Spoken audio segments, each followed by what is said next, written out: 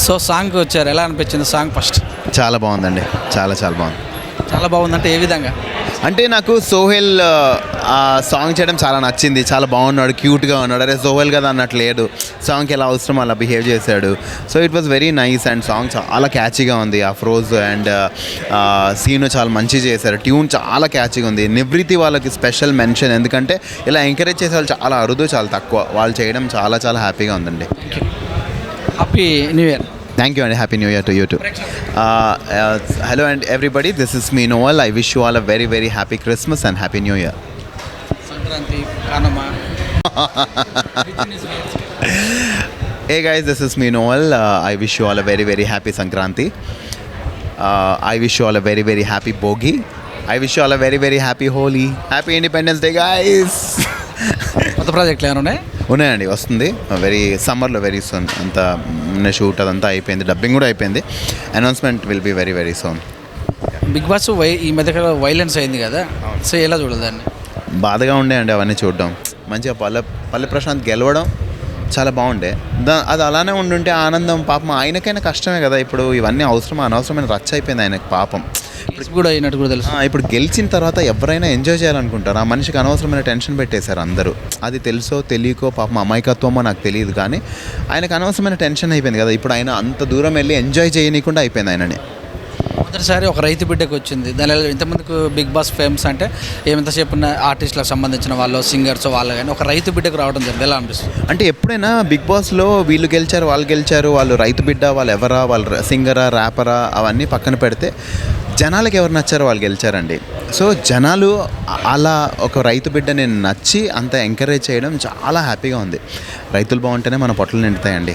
వాళ్ళు ఎప్పుడు బాగుండాలి, వాళ్ళు ఎప్పుడు హ్యాపీగా ఉండాలి.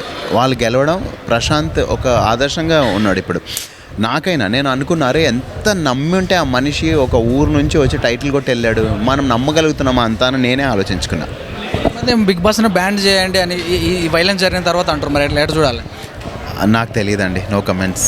అంటే ఇప్పుడు మంచి చెడు అన్ని చోట్ల, ప్రతి ఇంట్లో కూడా మంచి చెడు ఉంటుందండి.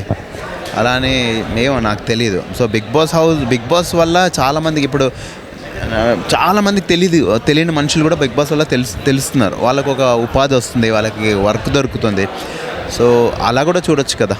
ఎవరి హోస్టింగ్ బాగుంది ముగ్గురిలో? ఎన్టీఆర్ కావచ్చు, నాగార్జున కావచ్చు, నాని కావచ్చు. మీకు అమ్మ ఇష్టమా, నాన్న ఇష్టమా అండి?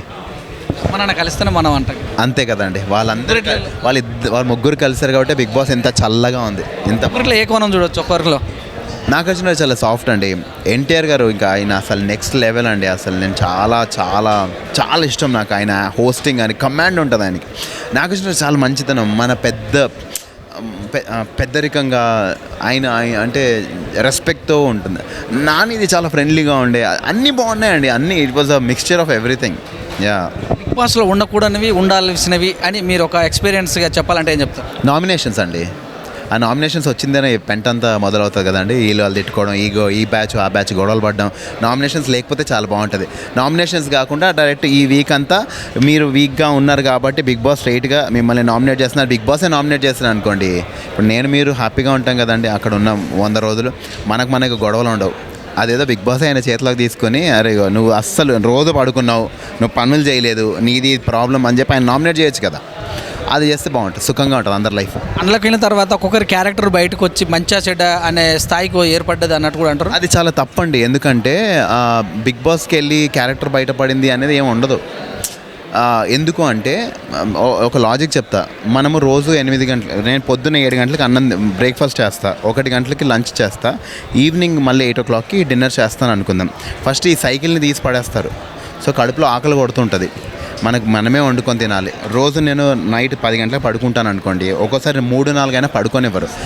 ఒక వారం రోజులు అలా మనిషి పడుకోలేదంటే ఆటోమేటిక్గా మన మైండ్ పనిచేయదండి సరిగ్గా. ఒక్కరోజు నిద్రపోకపోతే 4 రోజులు పడుతుంది మళ్ళీ మనిషి రికవర్ అవ్వడానికి. అలా ఫుడ్కి, అన్నానికి, నిద్రకి, అన్నిటికీ అలా దూరం చేసిన తర్వాత మనుషులు ఎలా బిహేవ్ చేస్తారు? కొంచెం చిరాకు ఉంటుంది, కొంచెం చికాకు ఉంటుంది.